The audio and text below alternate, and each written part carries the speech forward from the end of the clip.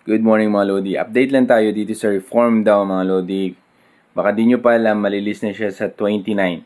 At kung sinubaybayan nyo yung videos natin, nag-join kayo, ginawa nyo yung testnet, okay, yung kanilang mga quest dun sa GOGS at naging active kayo sa Discord nila, i-check nyo yung mga wallet na kung saan connected sa Discord nyo, dun sa wallet na kung saan i-connect nyo dun sa dashboard, baka meron kayo or eligible kayo dun sa kanilang reward. And total supply nito is 1 billion at sa tingin ko maganda itong project kasi naka-vesting siya.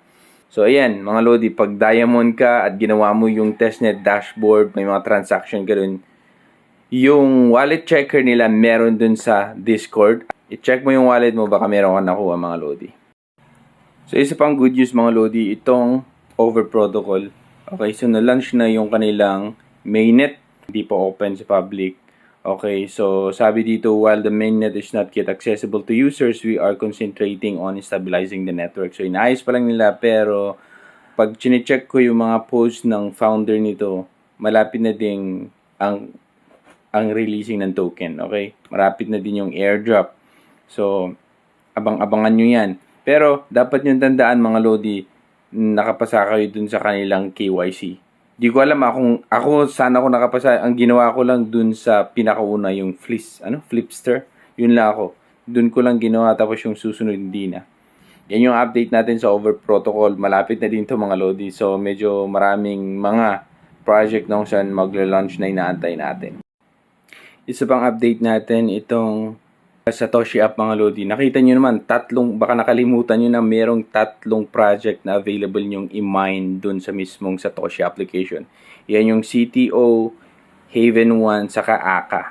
So makita nyo yan, andyan siya, nagmamine na ako mga Lodi. So, syempre, ang nangyari kasi nag-focus lahat tayo dun sa Telegram, pero etong Satoshi application na to, maganda to kasi meron na siya napatunayan Lodi. Ayan yung mga project na kung saan ini-airdrop nila. So, i-grab nyo na, isang click lang naman yun. Visit nyo yung app, then click. Kung wala pa kayo sa Satoshi app, download nyo lang mga Lodi. Link na sa baba. Tapos mag-join kayo sa mga airdrop. Okay?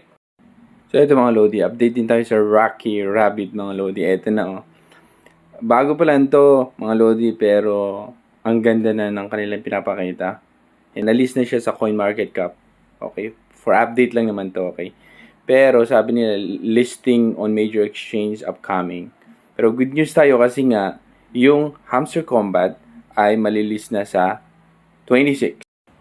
So ito yung Hamster Combat mga Lodi. Malilist na siya sa September 26. Okay?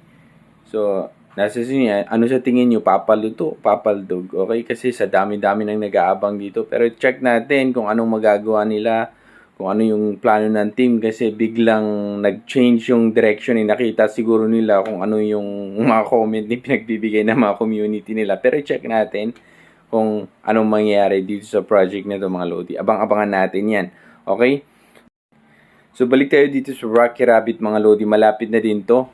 Nakita nyo naman kung gaano kaganda yung kanilang app, di ba? At the same time, hindi masyadong maraming pinaggagawa katulad ng manunod ng video, okay, mga ganun.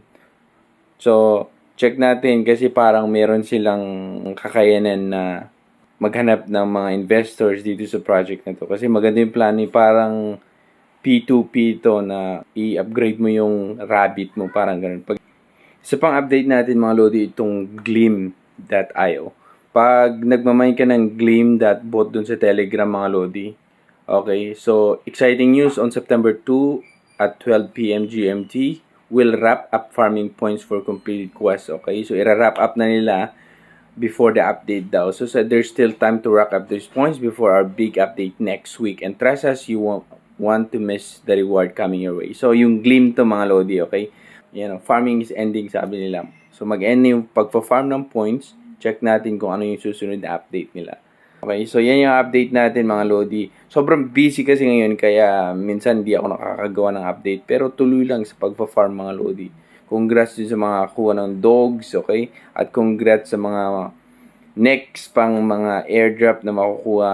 Okay, pag paldo man or paldog, okay lang yan. At least nag-join tayo. Merong knowledge na nakukuha natin dito. Okay? Hindi lamang puro kung ano-ano to, kundi malalaman natin kung paano mag-transfer, paano ba ilagay yung token sa exchange at i-convert into ganito. Okay, paano ba i-trade yung ganito? Kasi nakita ko may mga sumali sa dogs na nagtatanong nila paano nila i-transfer. Doon pa lang na step na pagsali niya mga nuli, pagsali is gusto na nilang matuto about cryptocurrency. So yan, tuloy-tuloy lang sa pag-join sa mga airdrop mga Lodi. So yan update natin. Ako si Trogi and thank you so much for watching. Bye.